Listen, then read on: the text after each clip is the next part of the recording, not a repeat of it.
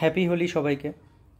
যেটা বলার জন্য আজকে এই ভিডিওটা করছি যে আমরা প্রত্যেকেই চিন্তায় আছি এবং প্রতিনিয়তই আমরা দেখতে পাচ্ছি যে গ্রুপে এবং বিভিন্ন জায়গায় বিভিন্ন ধরনের পোস্ট হচ্ছে, অনেকে অনেক অভিমত পোষণ করছে এবং তাতে পড়ে এটা দেখা যাচ্ছে যে আমাদের মধ্যে চিন্তাটা অনেক বেড়েই চলেছে।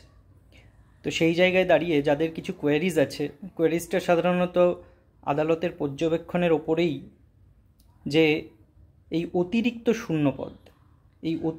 শূন্যপদ যেটা বাতিল করার কথা উঠেছে এবং যেটা আমাদের সামনে এসেছে, যে অতিরিক্ত শূন্যপদটা কী, তো সেটা নিয়েই আমি বলতে চাইছি। যে আমরা দেখেছিলাম যখন এসএসসি নিয়োগটা শুরু হয় বা শুরু হওয়ার পরেও এসএসসির তৎকালীন চেয়ারম্যান যে শূন্যপদের তালিকা এবং সংখ্যাটা ঘোষণা করেছিলেন, সেটা 9-10-এর ক্ষেত্রে 12,904 বা 905, আর 11-12-এর ক্ষেত্রেও 5,500 সামথিং বা 5,600। তো এরম একটা সংখ্যা আমরা দেখতে পাচ্ছি যেটা ছিল সেই সময়। আর গ্রুপ সি গ্রুপ ডিরও ঠিক এরকম একটা সংখ্যা তৎকালীন ছিল, যেটা তখন টেন্টেটিভ ভ্যাকেন্সি ছিল। তো এই অতিরিক্ত যেটা এখন বলা হচ্ছে, যেটা দেখানো হচ্ছে যে বাতিল হতে পারে অতিরিক্ত শূন্যপদে যে নিয়োগটা, তো সেটা কি? একটা কথা মনে রাখা দরকার, নিয়োগে যে দুর্নীতির কথা বারবার উঠে এসেছে, সেখানে দেখা গেছে যে এসএসসি রেকমেন্ডেশন দেয়নি, অথচ বোর্ড নিয়োগপত্র দিয়েছে।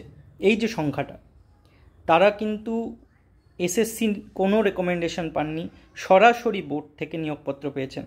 এই যে রেকমেন্ডেশন না পাওয়া এবং নিয়োগপত্র পেয়ে যাওয়া যে সমস্ত চাকরিজীবীরা আছেন, তারাই হচ্ছেন অতিরিক্ত।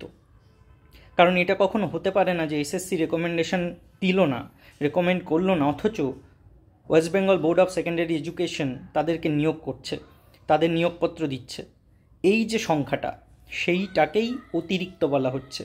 অতএব যাদের কাছে এসএসসির রেকমেন্ডেশন আছে এবং বোর্ডের নিয়োগপত্র দুটোই অ্যাভেলেবেল আছে, তাদের চিন্তার এখানে কোনো কারণ নেই, এই টপিকে অন্তত। আশা করি বোঝাতে পারলাম যে অতিরিক্ত শূন্যপদটা কোনটা। আমার জানাশোনার মধ্যেও এরকম আছে, যাদেরকে আমি জানি, একজনকে তো অন্তত বা দুজনকে চিনি, যে তারা এসএসসি রেকমেন্ডেশন পাননি, সরাসরি বোর্ডে গিয়ে একটা দিনে, হয়তো কেউ জানেও না, কোনো নোটিফিকেশন নেই, তারা নিয়োগপত্র পেয়েছেন এবং তারা যথারীতি চাকরি করছে। তো এইগুলোই হচ্ছে অতিরিক্ত শূন্যপদ, অতিরিক্ত নিয়োগ মানেই বোঝা যাচ্ছে যে কোথাও একটা গলদ আছে। কারণ এসএসসির কাছে এদের কোনো তথ্য ছিল না, এসএসসি এদের রেকমেন্ড করেনি। আর একটা বিষয় নিয়ে অনেকে ভাবছেন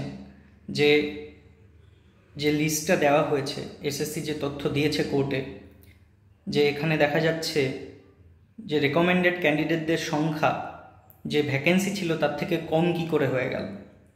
ব্যাপারটা হচ্ছে, অনেক সিট যেগুলো নন জয়েনিং হিসাবে এবং যেগুলো অ্যাভেলেবেল ক্যান্ডিডেট না থাকার জন্য ফাঁকা হয়ে পড়েছিল, সেই জন্য যাদের অ্যাভেলেবিলিটি ছিল সেই সিটগুলোতেই রেকমেন্ডেশন দিয়েছিল এসএসসি। বাকি যে সিটগুলো বা বাকি যে সংখ্যাটা শূন্যপদ থেকে কম, সেই সংখ্যাটা কিন্তু এখনও ফাঁকা বা সিটগুলো খালি পড়ে আছে।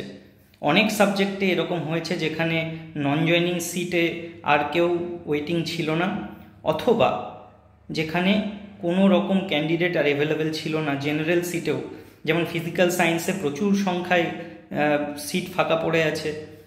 অন্যান্য অনেক ক্ষেত্রে এসটি ক্যান্ডিডেট না পাওয়ার কারণে সিট ফাঁকা পড়ে আছে। তো যে তথ্যটা দেওয়া হয়েছে, তথ্যটা কিন্তু একদমই সঠিক, এখানে কোনো গণ্ডগোল নেই। শুধুমাত্র যেহেতু সংখ্যার তারতম্যর জন্য অনেকে চিন্তা করছো, সেই জন্য আমি বলে দিলাম যে এই সিটগুলো কিন্তু এই জন্যই খালি যে সেখানে অ্যাভেলেবেল ক্যান্ডিডেট ছিল না ওয়েটিং লিস্টে।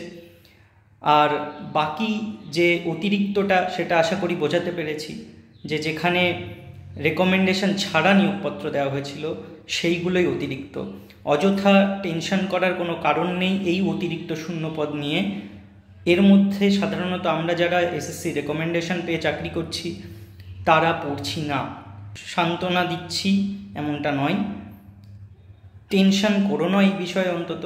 অন্যান্য যে রায় কি হবে বা কি হতে পারে সেটা নিয়ে অবশ্যই আমরা চিন্তা করব এবং চিন্তা হয়, কিন্তু এই বিষয়টা নিয়ে অন্তত আমাদের চিন্তার কোনো কারণ নেই।